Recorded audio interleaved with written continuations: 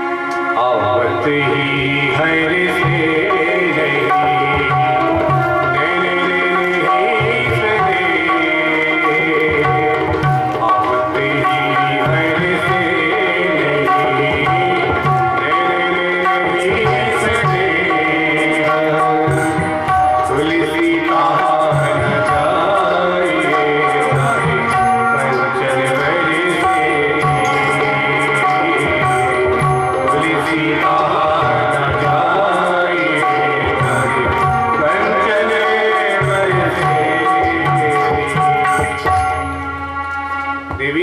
नीति कहती है,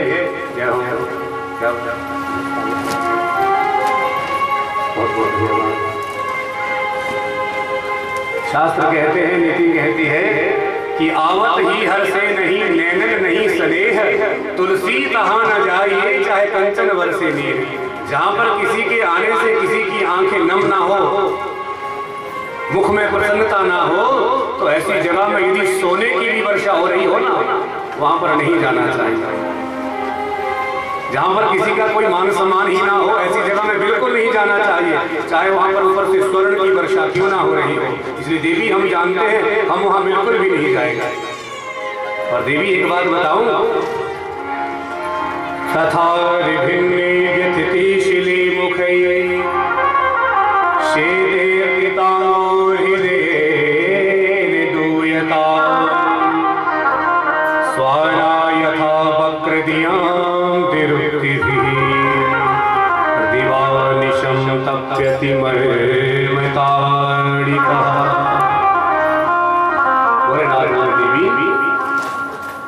अपमान के शब्द कितने भयंकर होते हैं ना, जरा ध्यान दीजिएगा। कथा में अब तो हेलीकॉप्टर भी चला गया, अब उधर मत ध्यान रखिए। बोले भक्तवत्सल भगवान की जय हो। अपमान के शब्द ऐसे होते हैं, जब जब भी वो व्यक्ति हमको दिखाई देगा उस समय वो शब्द याद आ जाते हैं। इसने मुझसे ऐसा कहा था, देवी इससे बढ़िया तो किसी को एक थप्पड़ मार दो। अरे थप्पड़ छोड़ो, किसी को तलवार से प्रहार कर दो तो क्या होगा। ऐसी ऐसी औषधियां संसार में बनी हैं, उनको लगा करके सारे घाव गायब हो जाते हैं, पता भी नहीं चलता भी कहां पर लगी थी, कहां चोट लगी थी। परंतु देवी अपमान के शब्द ऐसे भयानक होते हैं, जब जब उस व्यक्ति को हम दिखाई देंगे तब तब वो शब्द याद आ जाते हैं। क्योंकि कहते हैं ना, शब्द संभाल के बोलिए, शब्द के हाथ न पाओ, एक शब्द हो औषधि, एक शब्द हो घाव। शब्दों का बड़ा चमत्कार है महाराज, शब्दों की ऐसी महिमा है, किसी को गालियां दे दो बहुत जीवन भर याद रहेंगी, किसी को प्रेम से दो वचन बोल दो तो जीवन भर याद रहेगा। वो इतना बढ़िया आदमी है, इतनी मीठी बात करता है, क्या कहेगा। शब्द के कोई हाथ पांव नहीं होते हैं, परंतु एक शब्द होती है औषधि और दूसरा शब्द होता है घाव। इसलिए देवी हम यज्ञ में नहीं जाएंगे। देवी सती बोली, महाराज वो मेरे पिता हैं और रहेंगे, मैं उनकी पुत्री हूँ और रहूंगी। ये संबंध तो समाप्त होने वाला नहीं है, परंतु मैं तो यज्ञ में जाऊंगी ही जाऊंगी। और मुझे इतना विश्वास है, जैसे ही मैं यज्ञ में पहुंचूंगी मेरे पिता मुझसे क्षमा मांगेंगे और आपको भी जबरदस्ती मना करके यहाँ से ले जाएंगे। बोली भक्तवत्सल भगवान की जय हो।